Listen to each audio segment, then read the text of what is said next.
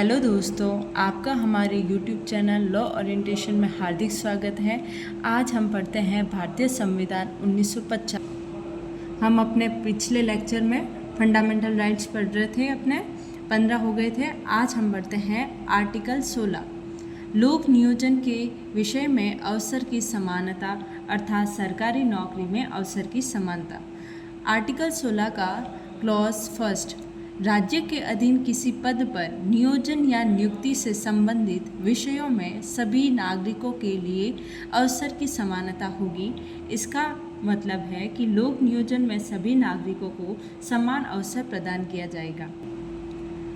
16 का क्लॉज 2, राज्य के अधीन किसी नियोजन या पद के संबंध में केवल धर्म, मूल वंश, जाति, लिंग, उद्भव, जन्म स्थान, निवास या इनमें से किसी के आधार पर न तो कोई नागरिक अपात्र होगा और न उसमें विभेद किया जाएगा। इसका मतलब है कि किसी भी नागरिक के साथ धर्म, मूल वंश, जाति, लिंग, उद्भव और जन्म स्थान, निवास सभी किसी के भी आधार पर भेदभाव नहीं किया जाएगा।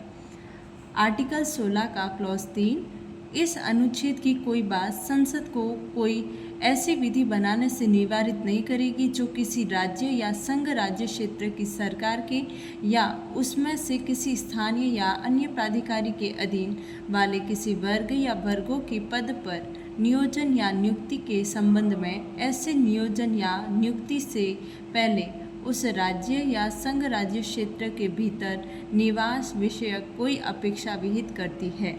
इसका मतलब है कि राज्य निवास स्थान के आधार पर विशेष प्रावधान कर सकता है। पार्लियामेंट को ऐसे लॉ बनाने के लिए नहीं रोका जाएगा।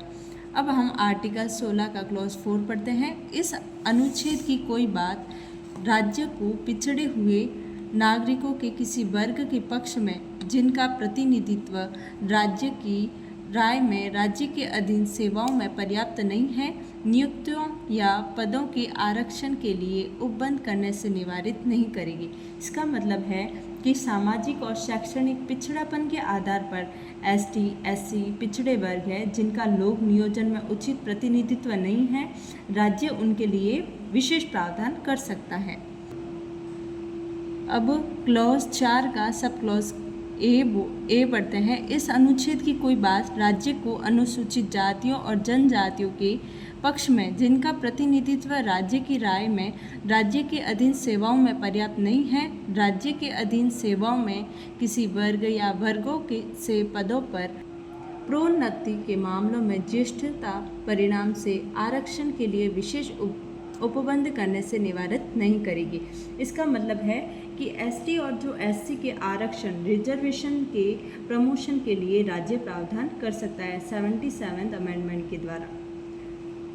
और ये बाद में इसका है 4 का क्लॉज बी, इस अनुच्छेद की कोई बात राज्य को किसी वर्ष में किन्हीं न भरी गई ऐसी रिक्तियों को जो खंड 4 या खंड 4 क के अधीन किए गए आरक्षण के लिए किसी विशेष उपबंध के अनुसार उस वर्ष में भरी जाने के लिए आरक्षित है, किसी उत्तरवर्ती वर्ष या वर्षों में भरे जाने के लिए पृथक वर्ग की रिक्तियों के रूप में विचार करने से निवारित नहीं करेगी और ऐसे वर्ग की रिक्तियों पर उस वर्ष की रिक्तियों के साथ जिसमें वे भरी जा रही है उस वर्ष की रिक्तियों की कुल संख्या के संबंध में 50% आरक्षण की अधिकतम सीमा का अवधारणा करने के लिए विचार किया जाएगा। इसका मतलब है कि अगर कोई भी वैकेंसी जो वर्तमान में पूरी फुलफिल नहीं हुई है तो वो नेक्स्ट ईयर में काउंट हो जाएगी। एसटी और एससी के लिए जो इसके लिए राज्य प्रावधान कर सकता है 81 अमेंडमेंट 2000 के द्वारा। अब हम इसके आगे आर्टिकल 16 का क्लॉज 5 रीड करते हैं। इस अनुच्छेद की कोई बात किसी ऐसी विधि के प्रवर्तन पर प्रभाव नहीं डालेगी जो यह उपबंध करती है कि किसी धार्मिक या सांप्रदायिक संस्था या संस्था के कार्यकलाप से संबंधित कोई पदधारी या उसके शासी निकाय का कोई सदस्य किसी विशिष्ट धर्म का मानने वाले या विशिष्ट संप्रदाय का ही हो। इसका मतलब है कि किसी धर्म या संप्रदाय से संबंधित लोक नियोजन में आधारित सीटों का प्रावधान किया जा सकता है। जैसे एग्जाम्पल कि पर्टिकुलर उसी धर्म के आधार पर हम पोस्ट निकाल सकते हैं। जैसे हिंदू धर्म को लेके हिंदुओं के लिए पोस्ट अलग से निकालना। अब हम आर्टिकल